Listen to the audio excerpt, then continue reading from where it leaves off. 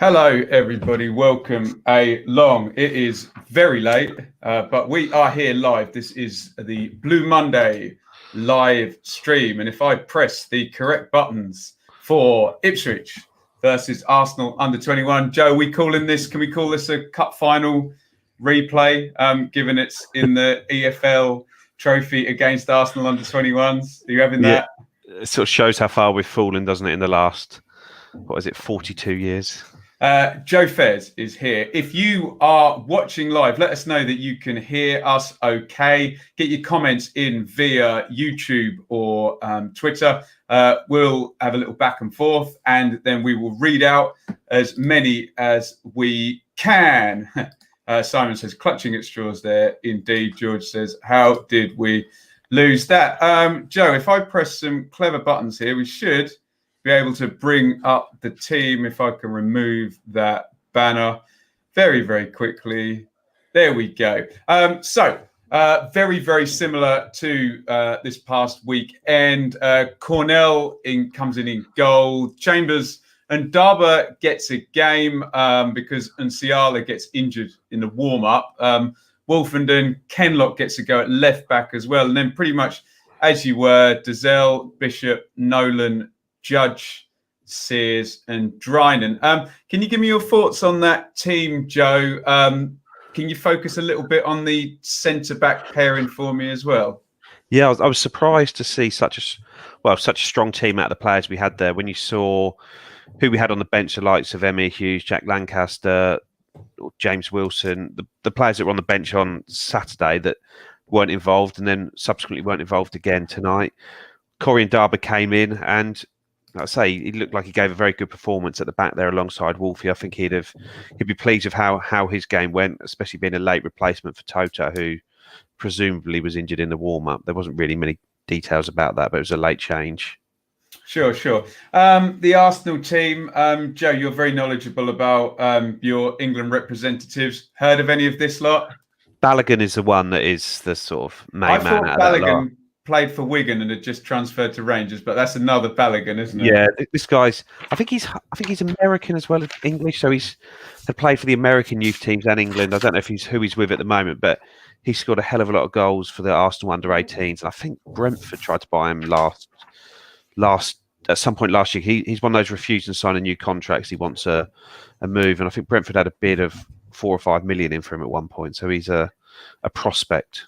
Joe, the type of player that's representing an Arsenal representative team in, the early rounds of the EFL Trophy, given people like Ben Sheaf have gone out on loan elsewhere, where do these guys kind of lie in their development just before we get onto the game? Are any of them going to make it at a decent level? I think Balogun is one that will. That Aziz, the problem is you need to look at the team and look at their ages. Where I think that Aziz that played in the midfield is 17, so he's one that's pushed on. Where Bowler at left back is someone who's had loan spells at Blackpool, Bristol Rovers, and is sort of 2021. So the younger players in this team, the ones being pushed on, are probably the ones who have got a chance of making it a bit further than sort of the older players in this team, because a lot of the top like Tyrese John Jules has gone out to Doncaster. A lot of their top players will be on loan. Yeah, he's related to him, yeah. Is he actually? Yeah. Outstanding. I'm sure we've done this, but I think I'm going back through the looking glass here. I'm sure we've done this on the podcast before. Okay. We can take you up to the first goal pretty quickly. Some stirrings early on between sort of Sears and Kenlock. Kenlock getting well to support him. It looked a lot like a highly trained academy team against a highly trained academy. One of those sort of matches that doesn't have a great deal of substance, if you know what I mean, to begin with. Lots of nice tickling around the back. I think Drinan should score on 15, Joe. Sears gets a flick on and he's into the box. Hits the post there. I'll just do the goal and then I'll get your comments. So 24 Town take the lead. Dazelle out to Sears, cross to the back post. Kenlock was up supporting again. It's Judge has the first shot. It's clear. Judge recycles it, crosses it in, and Nolan sort of fools the keeper by not quite getting hold of the hold of the shot, and Smith, the keeper, kind of palms it in. Just talk to me about those first 25 minutes, the to and fro in sort of minutes 0 to 10, and then the Drinan chance as well as the goal. There wasn't a lot in it 0 to 10, was there? It just seemed just sort of feeling each other out, really. But from that point on, it's like, well, we realised that they're not really up to much, and we can just step up the tempo. We started pressing a bit harder. We started pushing onto the ball. Whenever they got the ball in our half, we were able just to crowd them out and win it back. And the game, sort of territory was all in their half. Drinan, did everything right, sort of got it onto his right foot, shaped up, but he just sort of hit the post. Unlucky, really, on that. Good play by Sears in the build-up. And then sort of the build-up to the goal, the ball from Dazelle across to Judge was that unbelievable pick out there. Just left foot on the half volley, just pinged across to him. And then, like I say, it wasn't a great finish from Nolan. But I think when the goal went in, I'm not saying you expect the players to celebrate like they've just won the World Cup, but the celebration was so muted, wasn't it? That you could tell there just isn't the intensity to these games, that they are just sort of treated like pre-season friendlies almost. Absolutely. There's a possible handball shout there. I think maybe the commentary was playing that up a little bit. Arsenal not really in the game at all, Joe. They get one bit of territory. Bishop blocks a shot by Balogun. We get a corner. They don't clear their lines. Nice feet by Bowler, shifts it from his right foot to his left foot, slides it in, and the shape as they've come out is all wrong. The line's all wrong. They've left Lewis. Nice touch and finish, but real. What David Diamond would say, we're soft, Ben. We're soft. Ed, one bit of territory, 45 minutes plus one, and you're conceding a goal. That's poor, wasn't it, Joe? Yeah, really poor.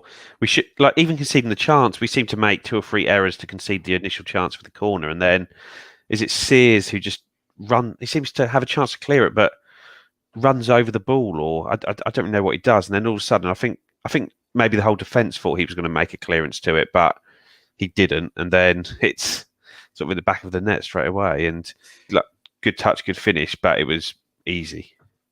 Let me just bring the split screen up, Joe. So half time, we get a change, don't we? Edwards in for Sears, and Aziz, who you mentioned, comes in for McKenniff. That shape is not correct. You need to swap number 50 McKenniff and number 74 Ulad Mhand if you're a nerd like me and you can't cope with these things being wrong on the internet. We see Hughes. Joe, Arsenal are a lot better at the start of the second half, aren't they? And start to move the ball a little bit quicker. Hughes comes in for Bishop as well. There's a great last-ditch tackle by Ndaba, but then Arsenal take the lead here. This is a very, very sleepy goal, isn't it? It's a ball from central defence into Cottrell, who literally sidesteps one side to make space against Dazelle. He takes a touch, plays it through. Now, I always get in a bit of a muddle as to who I'm going to get grumpy with here, because Balogun pulls off Ndaba, but inside Kenlock, who's not on... And he's looking straight at it, isn't he? He's on the back not of on the cover. Ndaba, once he's in, really nice composure. He looked like a sort of seasoned, League One at least striker there, runs through and finish it. What was your view on that goal, Joe? It's just frustrating to see central defence, one pass, central midfield, one pass, clean through, 1v1, high percentage chance goal. Yeah, just 2 straight passes, wasn't it? And is it Cottrell? He just runs off the back of Dazelle, doesn't he? And while we sort of laud Dazelle for his passing, these are the things that maybe sort of he does need to improve in his game, and he showed it again later where he got turned easily. But midfielder just runs off the back of him, and he's picks a pass out, like you say, Ndaba. He's drifted off the back of Ndaba, but Kenlock is the one with the field of vision that can see. He can see the striker. He can see he's drifted off Ndaba, and he can see the passes coming, and he needs to be a bit sharper with that personally. Yeah. I think that goal kills it, really, doesn't it? I know it was what minute was that goal in, Joe? Around sort of 55 minutes, wasn't it? Yeah. Norwood comes in for Drinan, but the intensity drops out of Ipswich for a good while until the last 15 minutes, doesn't it? The game just drifts until. Yeah, I mean, there was a really good effort by Hughes coming up 70 minutes where he kind of spins, sees where the keeper is, curls it left-footed. I mean, it would have been a hell of a goal. It wouldn't have been a case of we're forcing loads of territory in possession and we created a big chance. It was just a really good bit of individual skill. He's unlucky not to score there. But towards the end, Joe, straight ball down the middle. Whatever you say about Norwood at the moment, he does win the header, nods it on, Nolan's in, and he's caught between a dink, a nutmeg, going around the keeper and going down for a penalty all in one go, isn't he? And doesn't none of them. does absolutely none of them, does he? Yeah. And, like I say, we in that last few minutes, I know we really had turned it. I don't know what happened with the intensity, but from sort of the start of the second half, we just didn't get going until about that sort of 70, 75 minute. But we did, like I say, I was just said on the WhatsApp, we did actually create some decent chances there. Like Judge had that header which the keeper tipped onto the post. Hughes hit the bar straight after. Nolan had that chance where he should have done better. I know we'll come on to these, but Chambers from the resulting corner has a good effort cleared off the line. Then Norwood has an effort cleared right off the line. And where Indaba gets injured before that, there's a sort of a chance for Norwood where it doesn't come down quick enough. So sort of five good opportunities we create in the last 15 minutes. So sort of trying to be a bit positive. When we stepped up the tempo, we did actually sort of create chances as opposed to just huff and puff about a bit. Sure, guys, keep your comments coming in. I can see them stacking up. We'll put them to Joe in just 1 second. So the game ends 2-1 to Arsenal, like you pointed out. Little bit of huffing and puffing and sort of direct balls into the box for the stoppage time, but otherwise, like I say, kind of ran out of gas. Proverbial game of two halves. Joe, I'm just going to bring the split screen up again. Can I just go through the starting 11, and can you give me up, down, or neither in have they gone up in your, we just call that power rankings? You know, they do in the American sport, don't they? So Cornell, I thought he used his feet well, and that's going to be a big part of how we play this year. So yeah, I was impressed with him. Kenlock. Same old from Miles, wasn't it? I think he showed again why he's not good enough. Wolf. Very composed on the ball at the back. Sort of really played it about nicely and got himself out of trouble. So yeah, good performance. We should mention before we say Ndaba, he was hurt at the end. Looked like it might have just been one of those stunners you get on your thigh. So maybe it was a dead leg, but Ndaba.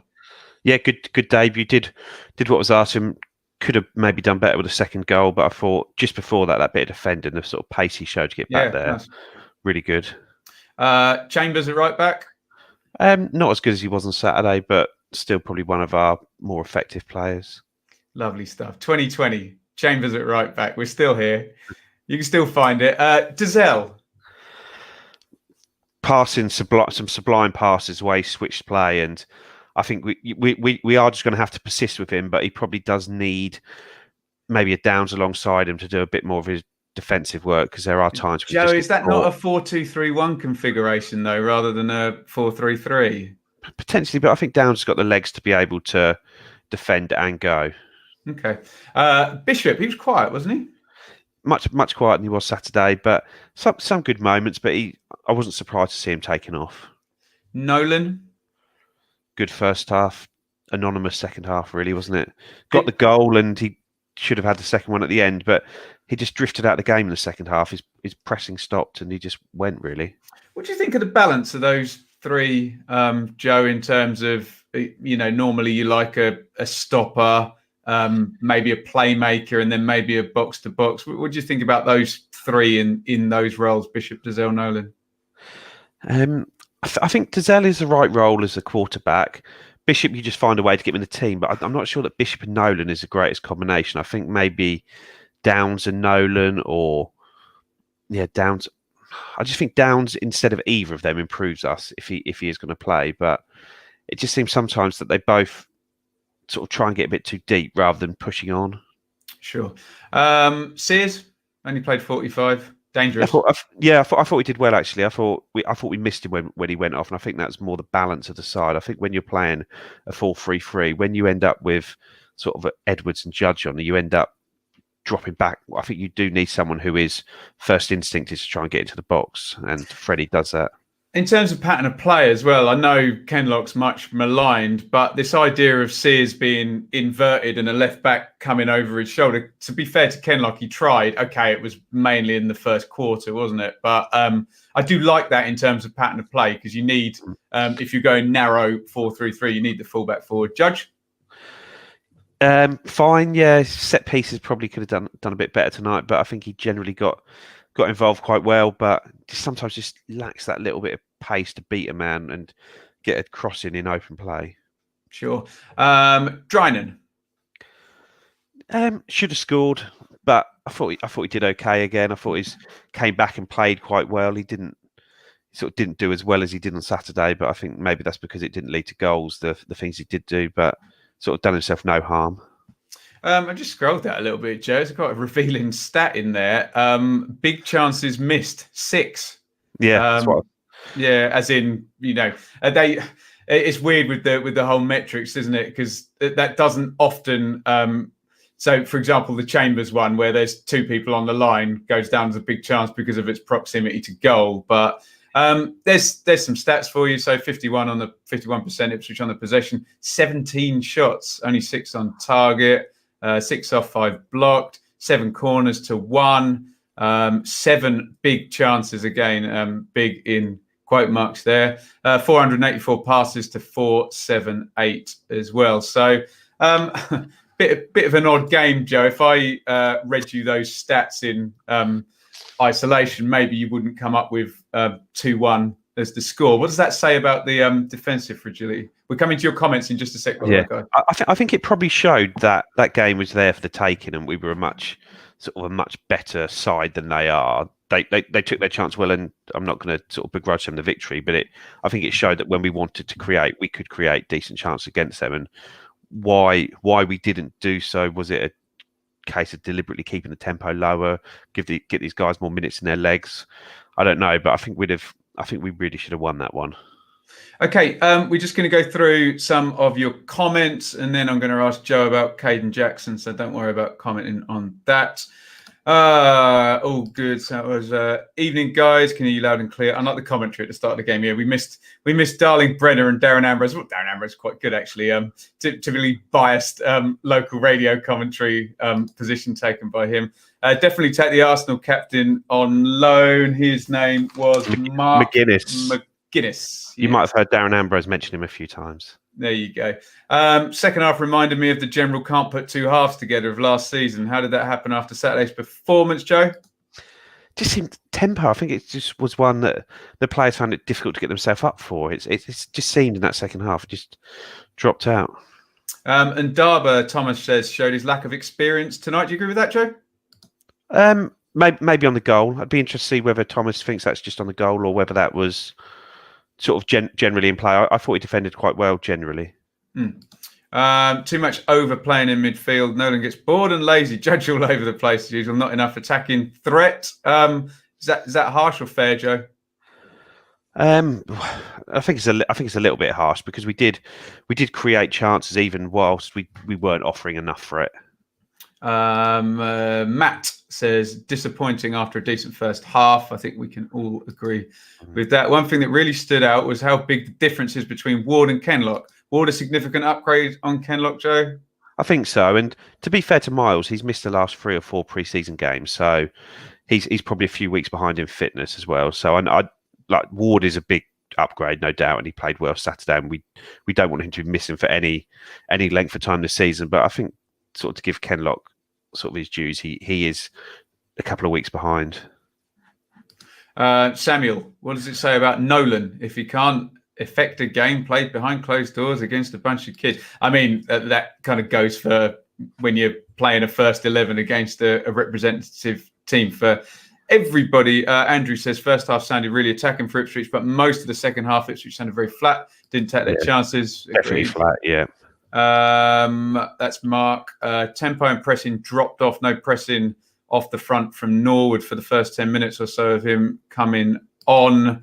It's hard what do we think of Norwood there, Ben? I agree with that. He didn't seem interested that first 10 minutes, but he livened up a bit after that. But well, we've said this about Norwood loads, haven't we? That he likes the long hour and a half narrative of a battle with a centre half, doesn't he? I'm not actually sure psychologically he's a substitute as a person, is he? He likes to get in there, get involved, get yapping, get physical, draw a foul, win a foul, and try and score a goal. That's his game. And I'm not sure some probably very wealthy 17-year-old kids are the type of people that he wants to go against. But Adam, second half midfield, back to being busy doing nothing. You talk to me about Hughes a bit, Joe, because he was in the second half. Yeah, he seems to, unless he's using his physical advantage, he doesn't seem to get on the ball as much as I think we'd like him to. You forget how big he is and how much size advantage he has over the others, but he doesn't really sort of impact the game as much as you'd expect him to. And I say, at what point is he going to be back to fully fit, or is this the Emir Hughes we've got now? Do you have a sense with our central midfielders that they're not obviously one thing nor the other? Do you know what I mean? They're not obviously a number 6 or 8 or a 10, a lot of them, are they? No, it's definitely considering that's probably the area of that doesn't help our manager, does it? No, with the biggest sort of the biggest strength in depth, it is difficult to find the balance that works in that midfield, and we've struggled for balance in midfield really for 5, 6, 7 years really. Sunderland won 8-1 tonight. Did Danny Graham score? He's gone back to Sunderland, haven't we? Any news on Vincent Young, Joe? You got anything? I didn't expect anyone who wasn't fit on Sunday to play. Kenlock was the only one that came into the 18 from that, so hopefully he'll be fit Sunday. That's all we can hope for, isn't it? Michael Penty-Smith, the Boomenial, has Nolan played his way out of Sunday's lineup? Anyway, and put that to any. Let me bring the team up again for you, Joe. Anyone getting dropped from that today? So let me do a little scroll here. We're working on the tech here. We're getting there. Anyone played their way out of the team for the Wigan game? Well, if we assume that Downs is coming back in, and that's what we all hope will happen, it'll be Bishop though, Joe. Do you expect it to be Bishop or Nolan? I think Lambert does seem to favour Nolan, doesn't he? He always seems to play him if he's fit. But yeah, I'd like to see Dazelle, Bishop, and Downs in there as a midfield three. You think that'd be better balanced? I think so.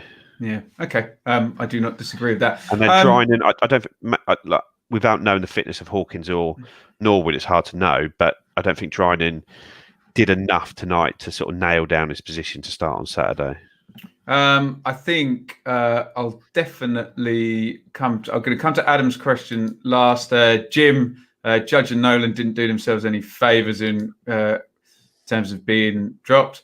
Balogun is a beast. He certainly was for that finish, wasn't he? Rex, beast, T-Rex to see. Adam asked, do you think we'll see Jackson in a blue shirt? And if I press the correct combination of buttons, we will see Peter O'Rourke, who is reasonably reliable on Twitter. Bournemouth have had a 2 million bid for Ipswich Town striker Caden Jackson, rejected. Joe, Bournemouth are a relegated year one parachute team who have just sold Nathan Ake for 40 million, Aaron Ramsdale for 18 million, and Callum Wilson for 20 million. Why are they shopping at Ipswich? Well, why are they only offering between £1 and £2 million for a player that cost more than that to come out of League Two 2 seasons ago? I don't know. I think that there is definitely some keenness from Jackson to try and maximise his value at this point of his career. He came into the game relatively late. He's 27 now. He's not on a great contract at Ipswich, from what I hear. I think he was part of the sort of Hurst by coming in on a low deal with then a 50% relegation release clause. A relegation wage cut. And he's had a good season. He's turned down the new deals that were on offer. And now salary cap has come in and he is screwed, effectively. He's got 2 years left here. Yeah. He needs to get a big contract. It might be the only one he signs in his career. So I'd imagine that there is a lot of machinations behind the scene from Camp Jackson trying to get something pushed through on this deal. Joe, you would think that Ipswich and Jackson and his agent are in a really strong position here. Championship starts on Saturday. Bournemouth have just sold their best striker. They've got 4 weeks to get somebody else in, but surely they're likely to overpay and give Jackson his contract if they can, if they can procrastinate until Friday afternoon. Yeah, if they want him, I don't see why. I know it's money, but I don't understand why they can't go to 3 million, for example. I'm not saying that's what he's worth or what he should get, but really, what is another £1 million when you've just sold £80 million worth of players, and you've got 42 million coming in as a parachute? Yeah, and not only selling like Callum Wilson was on like 90, 100 grand a week that you've cleared off your wage bill and things like that. So it seems strange if that it's a case of, are they just trying to take a punt on someone if they can pick him up for the right price, or is it someone that they've identified as someone that they're desperate to bring in? No, I think the former, Joe. I think they can bully the negotiation, probably, don't they? And just bring in a squad player. Although in terms of, like you say, Caden Jackson, his earning potential, probably fourth highest paid striker at Bournemouth. A nice pay rise given it's Solanke, Wilson, and who's the other one? King. Yeah, Josh King, but he's probably going to go, isn't he? It's probably better than being the fourth highest paid striker at Ipswich. Isn't it? Tremendous. Would Jackson have made a difference tonight? Probably. Rohit. Didn't even know we had a game today. 3 a.m. in India. Hello in India, Rohit. Any news on El Mizuni? Thought he'd be around for this game at least, Joe? Yeah, I'd have thought he'd be around for this game at least as well. It seems strange that he isn't, especially when you see how many players we've got out. When you think Jackson was out, I say Scouse is out. I don't know. Downs is out. Ward was out tonight. You got 5 or 6. Dobra's away. You got 5 or 6 players out, and he's still not even getting in the 18. I think a loan move beckons for Idris El Mizuni, and I think whichever club gets him is going to be very, very lucky to have him. Fill their boots. Actually, I think we need to take into account they've had a stuttered pre-season there. No one really got a massive amount of minutes, then 2 games in 4 days. Has this done anything to derail anything positive, or are you still seeing them as pre-season friendlies? Yeah, I saw both Saturday and today as a pre-season friendly, and like I said, there's a lot of stuff I liked on display. I liked a lot of the patterns of play, the passing, and the fact we've actually created. I don't know what we did on Saturday, but you're talking 5 or 6 or 7 big chances in 2 games.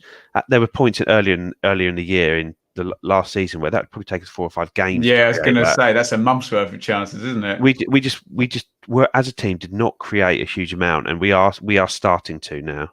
Okay. Brutal. It's almost irrelevant how much we get for Jackson. There's 0% will be reinvested.